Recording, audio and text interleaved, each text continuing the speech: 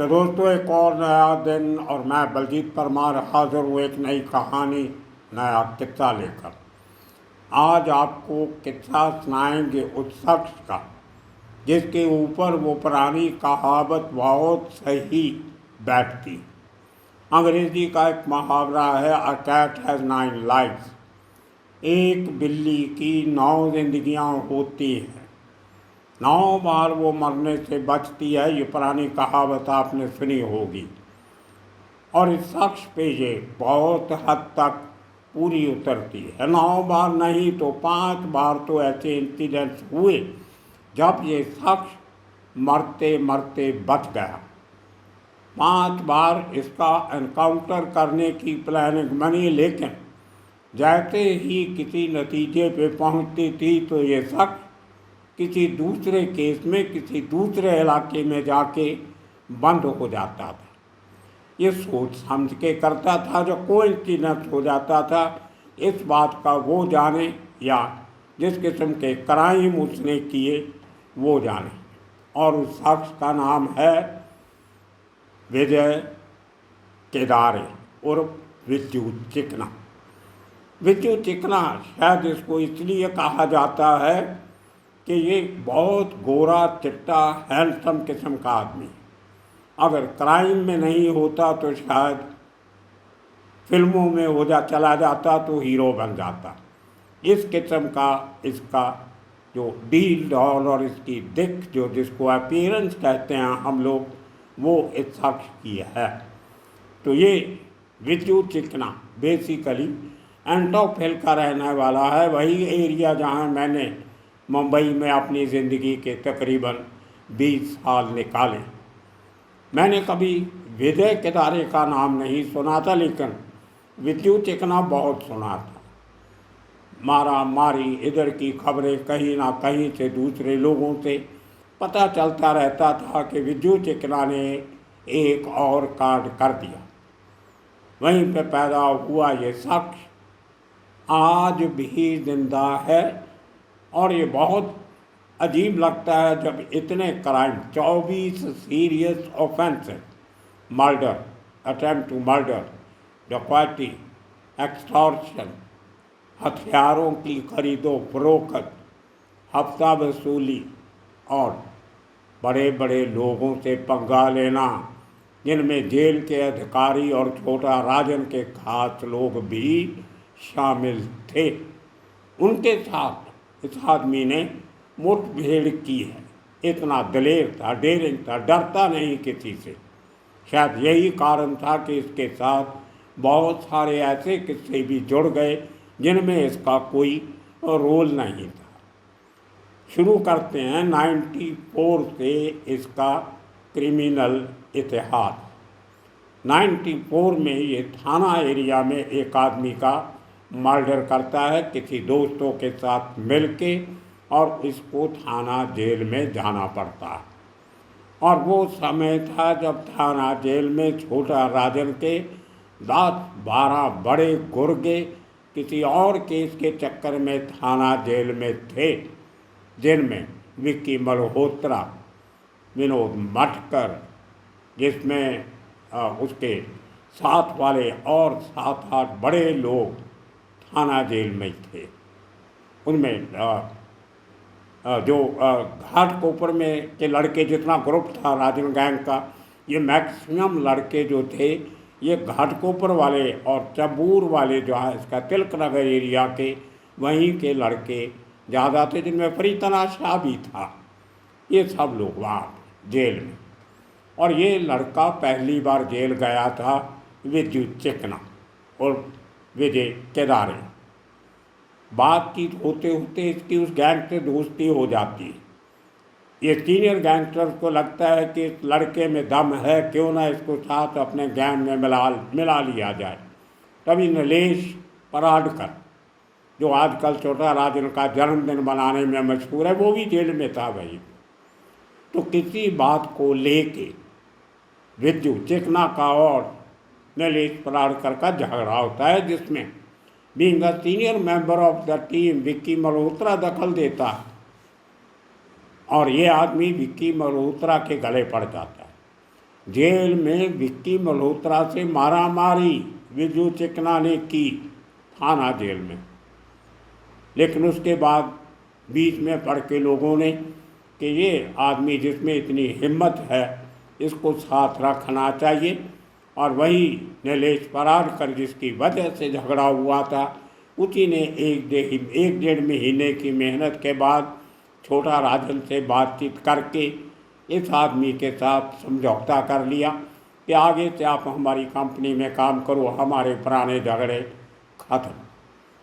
और उसके बाद ये आदमी छोटा राजन गैंग के साथ जुड़ गया और 98 में छोटा राजन के साथ पहला काम किया जिसमें फिर यही लोग शामिल थे, विनोद माटकर, परितराशा, विक्की मल्होत्रा। उनके साथ चौथा आदमी था विजू चिकना। इन्होंने 93 बॉम्ब ब्लास्ट के एक एक्यूज्ड शबीर शेख का मर्डर किया। ये नया लड़का था, इसकी जिम्मेदारी लगाई गई गोलियां चलाने की। सीनियर लोग तो सुपरवाइज कर रहे थे और इस आदमी ने काम कर दिया और छोटा राजन गैंग का एक भरोसेदार गैंगस्टर बन गया। लेकिन उसके बाद इसको फिर जेल में जाना पड़ा, आर्थर रोड जेल। उसके बाद कई जेलों का दौरा, जेल यात्रा की इसने, नासिक जेल, कोल्हापुर जेल, थाना जेल, फिर आर्थर रोड जेल, इस चक्कर में। तो दोस्तों इस आदमी ने एक के बाद एक काम करने शुरू किए। जब दोबारा 98 में शबीर शेख के चक्कर में फिर अरेस्ट हुआ, जेल में जाना पड़ा, तो इस आदमी ने सोचा कि बड़े बड़े गैंगस्टर्स को आदमियों की ज़रूरत पड़ती है। तो इसने अपनी एक आउटसोर्सिंग कंपनी बना ली जिसको हम आजकल कहते हैं। जेल में जिस तरह इसको रिक्रूट किया गया था थाना जेल में छोटा राजन के बंदों की तरफ से, उसी तरह इसने अपने से जूनियर लोगों को, जिससे जेल में भी रहा, आर्थर रोड में, नासिक में, कोल्हापुर में, इसने उनको अपने जूनियर जो लड़के पहला दूसरा क्राइम करके जेल में आए थे और उनको बेल करवाने वाला कोई नहीं था, तो इस आदमी ने अंदर खाते उन सब के साथ सेटिंग की कि मैं तुम्हें छड़वाता हूँ लेकिन बाहर जाके आपको मेरा काम करना होगा। तो उन लोगों को छुड़ा तो लिया छोटा राजन के सोर्सेस का इस्तेमाल करके, लेकिन अपनी एक टीम, कहते हैं एक ज़माने में इसके पास 40 के करीब लड़कों की एक दल इसका अपना बन गया था, अपना गैंग बन गया था। और ये आदमी जेल से बैठ के अपना गैंग चलाना शुरू कर दिया।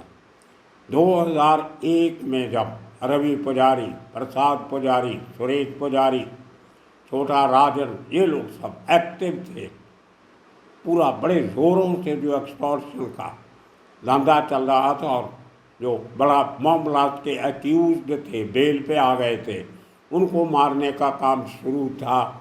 उन दिनों में इस आदमी ने ठेके लेके, कंट्रैक्ट लेके काम करना शुरू किया। मुझे याद है उस समय राकेश मारिया ने एक प्रेस कॉन्फ्रेंस किया था जिसमें इस बात का खुलासा किया था कि विजू चिकना और विजय केदारे तीन गैंग के लिए काम करता है और वो गैंग उन्होंने जो गिनाए थे उस समय टॉप कॉप ने, उसमें छोटा राजन, विजय पुजारी और प्रसाद पुजारी का नाम लिया था।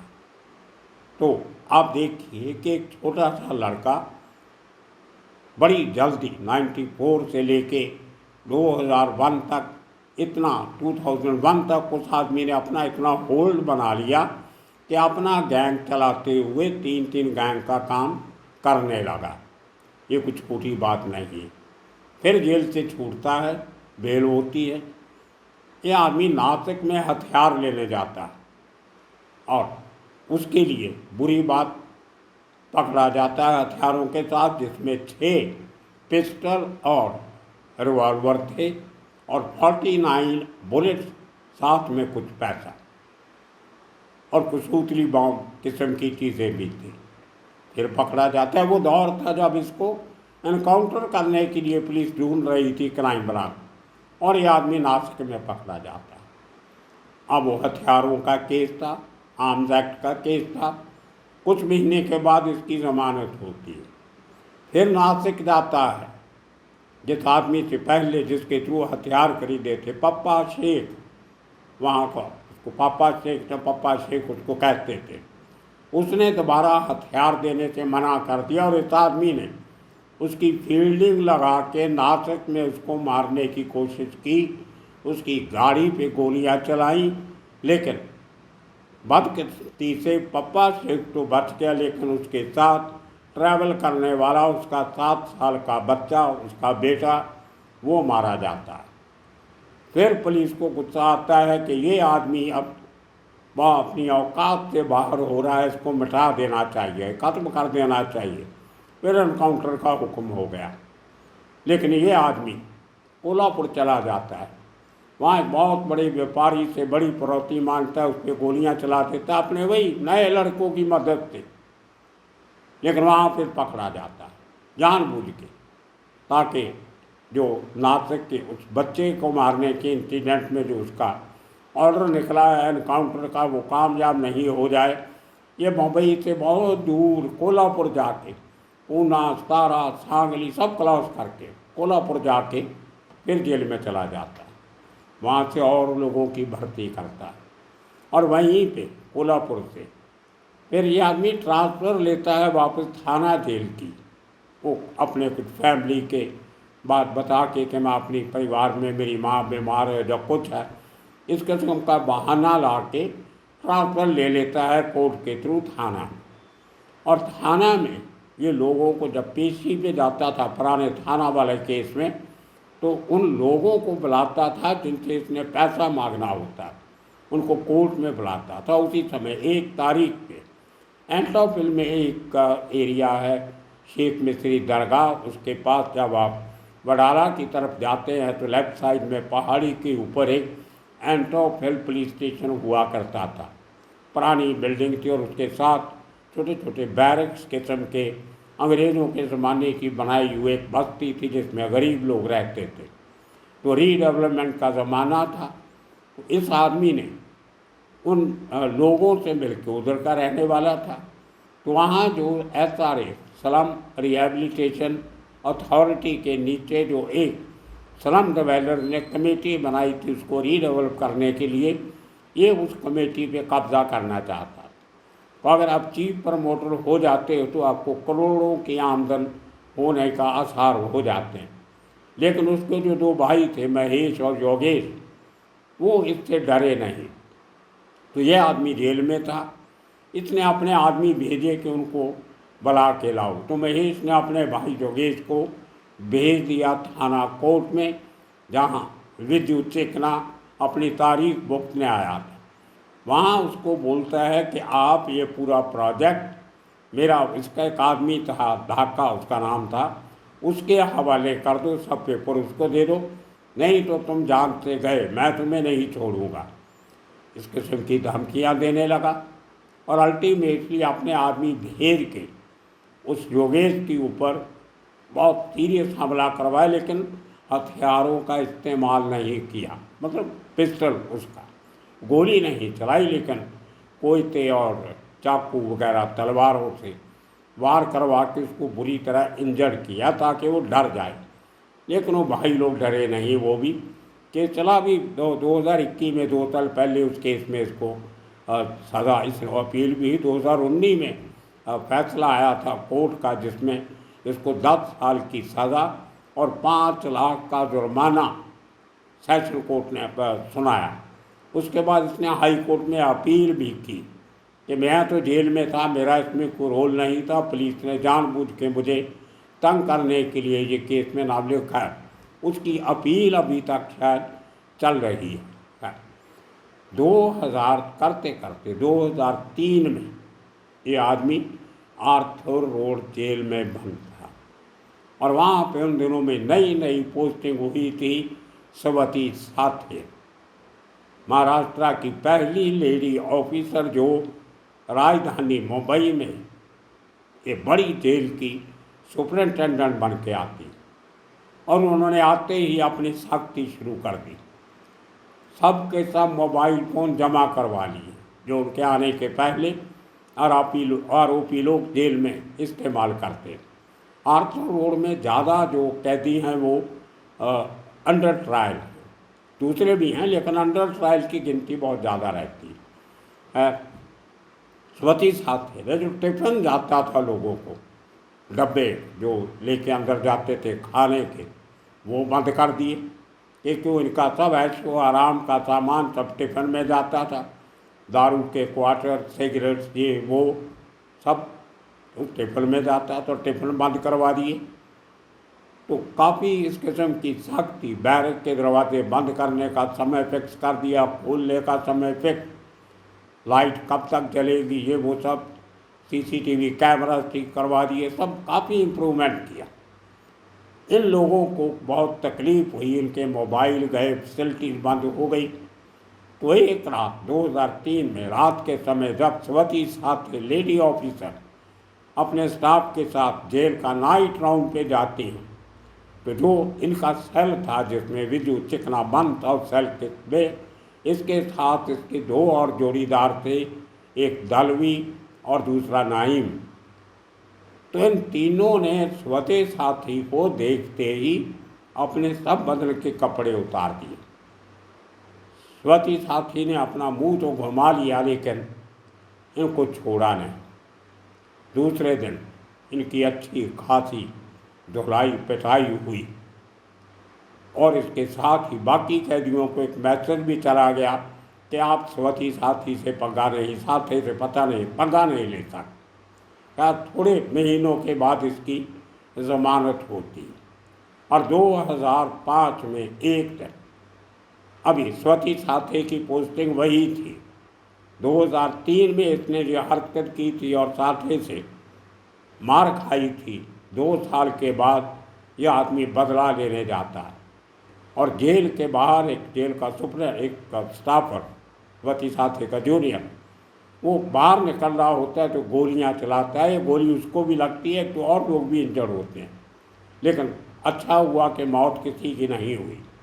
और वहाँ पे खड़ा होके बोल के आता है कि अगर तुम्हारी मैडम ने अपना तौर तरीका नहीं बदला, हमारे साथ ये अभी भी जेल के अंदर हैं, अगर उनको तंग करना नहीं छोड़ा, अभी तो मैंने आपको मारा नहीं लेकिन फिर तुम्हें भी मारूंगा और तुम्हारी मैडम को भी मारूंगा। इस किस्म का भाषण दे के भाग जाता है गोलियां चला। इतना डेरिंग आदमी ये विजू चिकना इस किस्म की हरकतें करता था कि लोग परेशान हो जाते थे। और उसके बाद इसकी ये कारनामे जारी रहे। न्यू बॉम्बे में एक बिल्डर से पैसे मांगे, उसने पैसे देने से इनकार कर दिया, वो उसके ऊपर गोलियां चला दी। उसमें एक बाविस्कर करके इस किस्म का सरनेम था, एक आदमी मारा जाता है। ये आदमी फिर जेल में, मतलब करते करते जब कभी इसका नंबर लगता था एनकाउंटर का तो ये आदमी फिर जेल में पहुंच जाता था। इन बिटवीन इसने सब गैंग से पैसे लेके उनका काम करते करते अच्छा खासा पैसा कमाया और गैंगस्टर्स को भी शूट करता था। अगर वो अपने शूटर रखते हैं, उनको हथियार देने पड़ते हैं, उनको अगर कुछ हो जाए तो उनकी फैमिली का ख्याल रखना पड़ता है, वकीलों का खर्चा करना पड़ता है, और सबसे गैंगस्टर बच जाते हैं, आउटसोर्सिंग कर देते हैं कि एक लमसम अमाउंट तुम्हें दिया और बाकी तुम जानो, तुम्हारा काम जाने, हमारा काम होना चाहिए। तो इस तरीके से इस आदमी ने तकरीबन अंदाज़ा लगा लीजिए 2098 के बाद 94 से लेकर 98 तक उनके साथ काम किया। लेकिन 2001 से लेकर आज तक ये आदमी 22-23 साल से अपना गैंग चला रहा है और लोगों को काम पे लगाता है, उनको इस्तेमाल करता है, उनका ख्याल रखता है।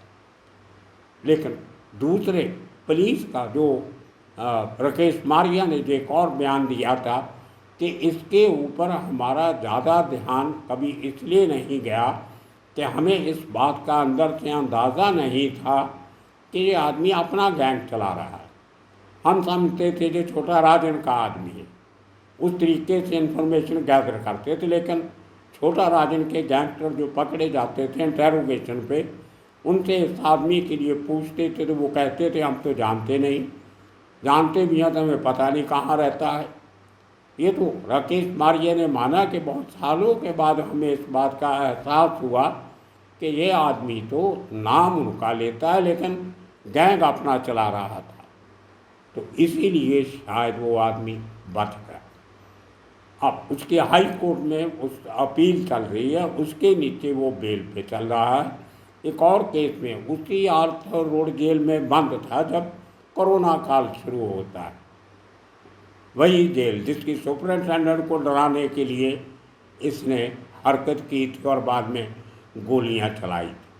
कोरोना में जब कुछ कैदियों को रिहा करने की कोशिश की गई तो उसमें ये आदमी भी रिहा था, और मुझे दोस्तों ने इंटरपोल से बताया कि पिछले कुछ सालों से वो नज़र आ रहा था लेकिन आजकल फिर नज़र नहीं आ रहा है। शायद उसको जो पैरोल या कुछ कोरोना में मिली होगी, शायद उसमें फिर पकड़ा गया होगा, या अपनी एक्टिविटीज़ अभी 47 उम्र के करीब उसकी एज हो गई है, 45-50 के बीच में, तो शायद कहीं वो अभी और कुछ काम करने की फिराक में होगा, कुछ महीनों से नज़र नहीं आ रहा। तो दोस्तों ये कहानी थी उस शख्स की जिसने काम तो बहुत किए लेकिन पुलिस के गोली के सामने कभी नहीं आया। ज़िंदगी बच गई, शायद सुधर भी गया होगा। मैं कोशिश करूँगा उसको ढूंढने की। वो मेरा पुराना इलाका है, बहुत से लोग जानते हैं वहाँ पे, अगर कहीं मेरे टच में आ गया तो उससे ज़रूर बातचीत आपकी करवाएंगे। बहुत साल पहले मुलाकात होती थी लेकिन अब तकरीबन पिछले 20 सालों से कोई उससे वास्ता नहीं पड़ा। वो जेल में रहा, हम काम में लगे रहे। अब कोशिश करेंगे, उसके एक्सपीरियंसेस बहुत मज़ेदार होंगे अगर वो बात करने को मान जाता है। तो दोस्तों आने वाले दिनों में इसी किस्म के किस्से कहानियाँ लेके फिर हाज़िर होंगे। तब तक के लिए आप सबका बहुत बहुत शुक्रिया, धन्यवाद।